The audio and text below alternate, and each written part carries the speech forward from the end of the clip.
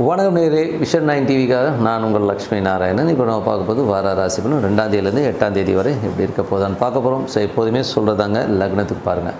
ராசிக்கு பார்ப்பதோ லக்னத்துக்கு பார்க்குறது ரொம்ப பர்ஃபெக்டாக இருக்கும். ஸோ முதல்ல வரது பொது பலன்கள், அதுக்கப்புறம் தசாபுக்தி பலன்கள் வரும். ஸோ உங்களுக்கு என்ன தசாபுக்தி அந்தரங்கள் வருதோ அது மிங்கிள் பண்ணி பாருங்கள், ரொம்ப பர்ஃபெக்டாக இருக்கும். வீடியோட எண்டில் tip of the week criminal பய உள்ள யாருன்றது சொல்லியிருக்கோம், மறக்காமல் பாருங்கள். ரிச்சிக ராசி. ஸோ ரிச்சிக ராசிக்கு வந்து பார்த்திங்கன்னா உங்களது ராசி அதிபதி செவ்வாய் வந்து பார்த்தோம்னா உங்களுக்கு வந்து பாதகஸ்தானமான 9ல் இருக்கும்போது கொஞ்சம் கவனமாக இருக்கணும். வேலையில் ரொம்ப கவனமாக இருக்கணும். வேலையில் வந்து சின்ன சின்ன மன உளைச்சலோ ஸ்ட்ரெஸ்ஸஸ் ஏற்படுத்தும். உடல் ரீதியான விஷயங்களும் கொஞ்சம் கவனமாக இருந்தது ரொம்ப ரொம்ப வந்து அப்பா சார்ந்த உறவால் நமக்கு ஒரு மனக்காயங்கள் ஏற்படுறதுக்கான ரொம்ப கவனமாக இருந்தோம்னா ஸோ இந்த மாதிரி விஷயங்களை பார்த்து நடந்துங்க. ஒரு 2 மற்றும் 5ஆம் அதிபதியான குரு வந்து பார்த்திங்கன்னா 7 இருக்கும்போது குழந்தைகளோட திருமணம் சம்மந்தமான விஷயம் சிறப்பாக நடக்கிறதுக்கான ரொம்ப நல்லா இருக்குது. பட் இருந்தாலும் நடுவில் வந்து சின்ன மன உளைச்சலையும் ஏற்படுத்தும். ஸோ அதனால் அதை கொஞ்சம் பார்த்து பண்ணுறது ரொம்ப ரொம்ப நல்லது. 3 மற்றும் 4ஆம் அதிபதியான சனி. ஸோ 3 மற்றும் 4ஆம் அதிபதியான சனி வந்து பார்த்திங்கன்னா 5ல் இருக்கும்போது பிரயாணம் வந்து ஆன்மீக சுற்றுலா, ஆன்மீக பிரயாணம் மற்றமான விஷயங்களை கண்டிப்பாக ஏற்படும். வீடு, சொத்துக்கள், நிலம் சம்மந்தமான விஷயம் நல்ல ஏற்றம், நல்ல லாபம் வர்றதுக்கான வாய்ப்பு ரொம்ப நல்லா இருக்குது. ஸோ இதில் வந்து 5ஆம் அதிபதியான குரு. ஸோ 5ஆம் அதிபதியான குரு வந்து பார்த்திங்கன்னா குழந்தையோட சுப நிகழ்ச்சியை நடத்துறதுக்கான வாய்ப்பு ரொம்ப நல்லா இருக்குது. பட் அதில் வந்து சின்ன சின்ன மன உளைச்சலையும் டென்ஷனையும் கண்டிப்பாக ஏற்படுத்தும். ஸோ அதுக்கப்புறம் உங்களுக்கு 6ஆம் அதிபதியான செவ்வாய் 9ல் பிரயாணங்களில் ரொம்ப கவனமாக இருக்கணும். அப்பா சார்ந்த உறவுகள் வந்து ஒரு மன உளைச்சலையோ டென்ஷனோ ஸ்ட்ரெஸ்ஸை ஏற்படுத்தும். அப்பாவுக்கும் உங்களுக்கும் ஒரு டிஃப்ரென்ஸ் ஆஃப் ஒப்பீனியன் வரும். இல்லைனா அப்பாவுக்கு உடல் ரீதியான விஷயம் கொஞ்சம் கோளாறுகளோ பிரச்சனையோ வரதுக்கான கொஞ்சம் கவனமாக பார்த்துக்கிறது ரொம்ப ரொம்ப நல்லது. வெளிநாட்டில் வேலை பார்க்குறவங்களும் ஒரு சின்ன மன உளைச்சல் இருக்கும். ஸோ அது மட்டும் கொஞ்சம் பார்த்து கொஞ்சம் அட்ஜஸ்ட் பண்ணி இருந்துக்கோங்க. ஜூன் 10 வரை அதுக்கப்புறம் சரியாயிடும். அதுக்கப்புறம் பார்க்கும்போது உங்களுடைய 7ஆம் அதிபதியான சுக்கிரன். ஸோ 7ஆம் அதிபதி சுக்கிரன் வந்து 6ல் இருக்கும்போது கணவன் மனைவிக்குள்ள தேவையில்லாத ஒரு கருத்து வேறுபாடுகள் இதற்கு காரணமாக மாமியார் சார்ந்த உறவுகள்கிட்ட கொஞ்சம் கவனமாக இருந்துக்கிறது ரொம்ப ரொம்ப நல்லது. அதுக்கப்புறம் பார்க்கும்போது உங்களுடைய 7ஆம் அதிபதி வந்து சுக்கிரன் வந்து 6ல் இருக்கும்போது சந்தேகங்கள், ஸோ தேவையில்லாத ஒரு கேள்வி கேட்குறது, இப்படி இருக்குமா அப்படி இருக்கும்போது இதெல்லாம் வந்து கொஞ்சம் அவாய்ட் பண்ணிக்கோங்க.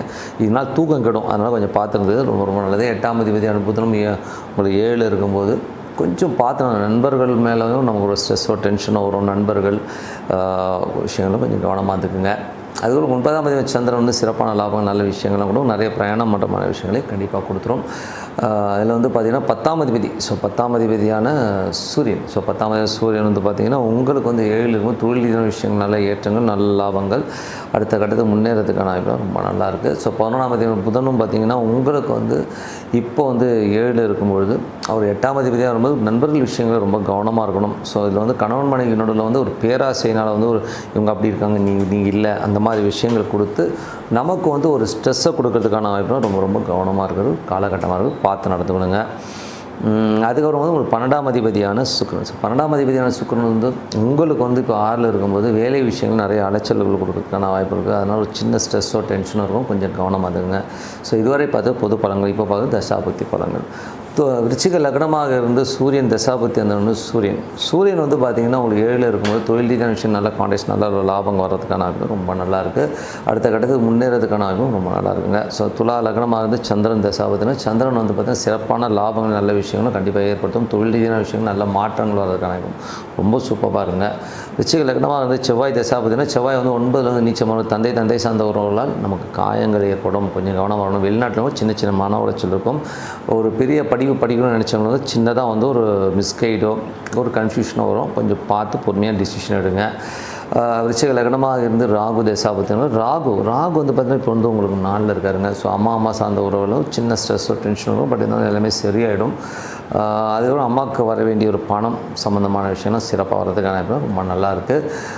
அதுக்கப்புறம் பார்க்கும்போது உங்களுக்கு வந்து விருச்சிக லக்னக்காரர்களுக்கு வந்து உங்களுக்கு வந்து என்ன மாதிரி விஷயங்களும் உங்களுக்கு விருச்சிக லக்னமாக இருந்து குரு தசாபுக்தி குரு வந்து பார்த்திங்கன்னா உங்களுக்கு வந்து 7ல் இருக்காருங்க. ஸோ 7லேருந்து இப்போ 8க்கு போயிட்டார். ஸோ அப்போ என்ன ஆகும்னா குழந்தைகள் விஷயங்களுக்காக ஒரு சின்ன ஸ்ட்ரெஸ்ஸையோ டென்ஷனையோ ஏற்படுற மாதிரி விஷயங்களை கண்டிப்பாக ஏற்படுத்தும்.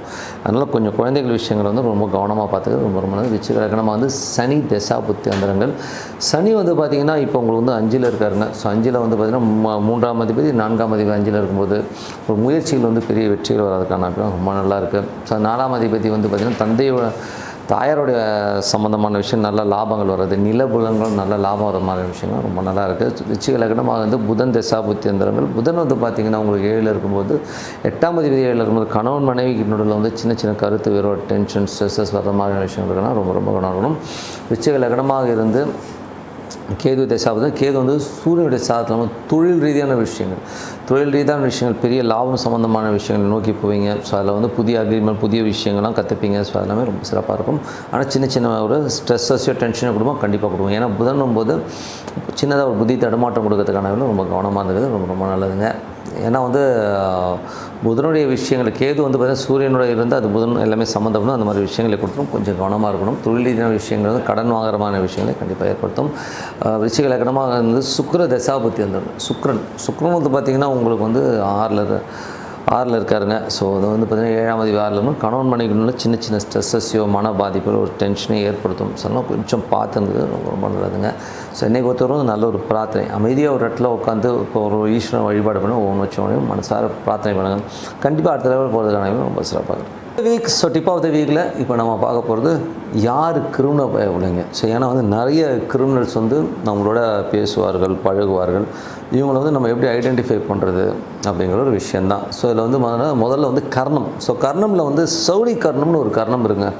யாராவது பர்த் சார்ட் பார்த்தீங்கன்னா சகுனி கர்ணத்தில் இருக்கோம் பாருங்கள், ரொம்ப பயங்கர பக்கா கிரிமினல் இருப்பான். நம்ம வந்து சகுனியை வந்து மகாபாரதத்தில் கேட்டிருப்போம்.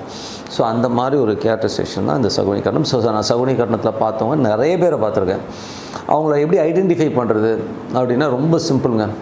லைட்டாக வந்து ஷோல்டர் வந்து லைட்டாக வந்து வளைஞ்சிருக்கும். ஸோ லைட்டாக வந்து கூன் போட்ட மாதிரி இருப்பாங்க, அதுதான் சகுனிகரணம். இல்லைன்னா காலில் வந்து ஒரு சின்னதாக ஒரு கொஞ்சம் லைட்டாக தாங்கி நடக்கிற மாதிரி விஷயங்கள் அந்த சகுனிகரணத்தில் போகிறாங்க. ஸோ அவங்க என்ன பண்ணுவாங்க அப்படின்போது, சகுனிகரணம் வந்து அவன் நண்பனாக ஒரு இடத்துல போனோன்னா அந்த இடத்த காலி பண்ணுவான். ஸோ ஒரு லெக் தாதான்னு சொல்லணும் இல்லையா. ஸோ அந்த மாதிரி லெக் தாதா மாதிரி அவன் உள்ளே போனால அந்த இடத்த காலி பண்ணி விட்டுருவோம் அப்படி. ஸோ அந்த அளவுக்கு வந்து அந்த சகுனிகரத்தோட பவர்ஃபுல்லான ஒரு ஆள் தான் இந்த மாதிரி ஆட்கள் இருக்காங்க.